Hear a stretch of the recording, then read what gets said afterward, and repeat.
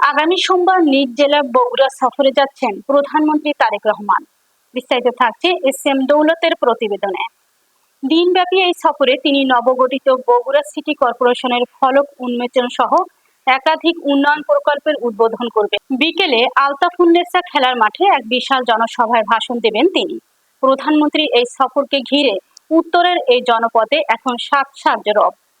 বগুড়ার মাটি ও মানুষের নেতার আগমনকে ঘিরে উৎসবের নগরীতে পরিণত হয়েছে এই জেলা। দীর্ঘ প্রতীক্ষার পর প্রধানমন্ত্রী তারেক রহমানের এই সফরকে কেন্দ্র করে রাজপথ থেকে পাড়া মহল্লায় বইছে আনন্দের জোয়ার।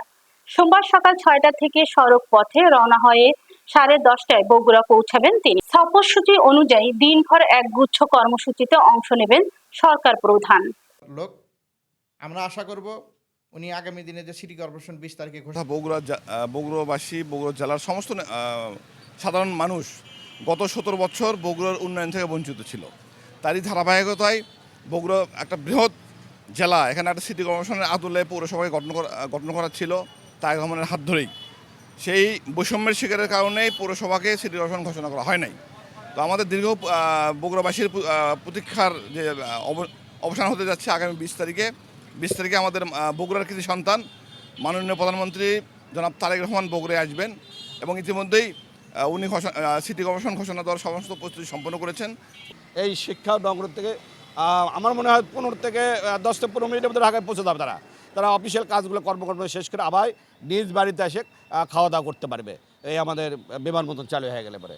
আপনারা দেখেন যে রতিবাঙ্গা এলাকা আমাদের সারাগান্ধীর রেল যোগাযোগ যদি সম্পন্ন করা যায় তাহলে রেল যোগাযোগ হলো 2 থেকে 3 ঘন্টার মধ্যে ওই লতিভাঙ্গা মানুষেরগুলো কিন্তু সোনাতলা বলেন, গাবতলা বলেন, সারাগান্ধীগুলো মানুষগুলো তারা খুব সহজে কিন্তু তারা ঢাকা যায় পৌঁছতে পারতেছে। অর্থাৎ বগুড়া উন্নয়নের জন্য আমি মনে করি আমাদের মডেল, আমাদের আনন্দ হচ্ছে।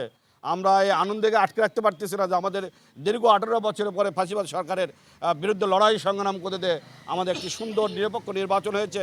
এই নির্বাচনে আমাদের মাননীয় প্রধানমন্ত্রী আমাদের 20 তারিখে বগুড়া আসবেন। এই আনন্দ, এই বগুড়াবাসীর যে আনন্দ, এই আনন্দ ভাগাভাগি করার জন্য আপনারা মিডিয়া ভাইরা আমরা ভাগাভাগি করার জন্য আপনাদের কাছেও আহ্বান জানাচ্ছি যে আমাদের নেতা, আমাদের মাননীয় প্রধানমন্ত্রী আরও কিছু উপহার দেব। যেমন আমি আশা করি যে বগুড়া একটা শিল্প নগরী হিসেবে ইপিজেটও হওয়ার সম্ভাবনা আছে। ইপিজেট যেটা গার্মেন্টস সেক্টরগুলোর জন্য এখানে ভালোভাবে হয়। এখানে পূর্ণাঙ্গ শহীদুর রহমান মেডিকেল কলেজের পূর্ণাঙ্গ মেডিকেল কলেজ যাতে হয়। এখানে দেখেন আপনার প্রত্যেক উত্তরবঙ্গের রংপুর বিভাগের লোকেরা আমাদের শহীদ মেডিকেলের চিকিৎসা নিতে আসে, উন্নত মানের চিকিৎসা।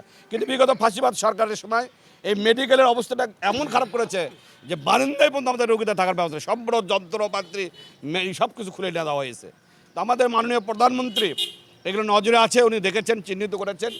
ইনশাল্লাহ সুন্দর পূর্ণাঙ্গ মেডিকেল হবে, পূর্ণাঙ্গ বিশ্ববিদ্যালয় হবে, সিটি কর্পোরেশন ইনশাল্লাহ হয়ে যাবে এবং আমাদের বিমানবন্দর ইনশাল্লাহ চালু হবে।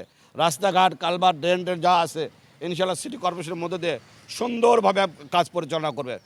আমার মনে হয় যে আপনারা জানেন গত 9 তারিখে যে ভোটটা হলো বগুড়া সদরে ভোটটাও কিন্তু দেখেন নিরপেক্ষ ভোট হয়েছে, কোথাও কোনো কারচুপ হয়নি, শান্তিপূর্ণভাবে ভোট হয়েছে। এবং যে ব্যক্তিকে নির্বাচিত করা হয়েছে উনি বগুড়া মাটি ও মানুষের নেতা, উনি ছাত্র জীবন থেকে নির্বাচন করে করে করে আজকে জেলা বিএনপির প্রেসিডেন্ট হয়েছেন এবং আমার মাননীয় প্রধানমন্ত্রী অত্যন্ত বিশ্বস্ত ব্যক্তি, ইনি সংসদ সদস্য নির্বাচিত হয়েছেন। আমি জানি এই বগুড়াকে উন্নয়নের কর্মকাণ্ড করার যে কটা সংসদ সদস্য আছে তারা অবশ্যই বগুড়াকে মডেল বগুড়া উন্নয়ন উপহার দেবেন।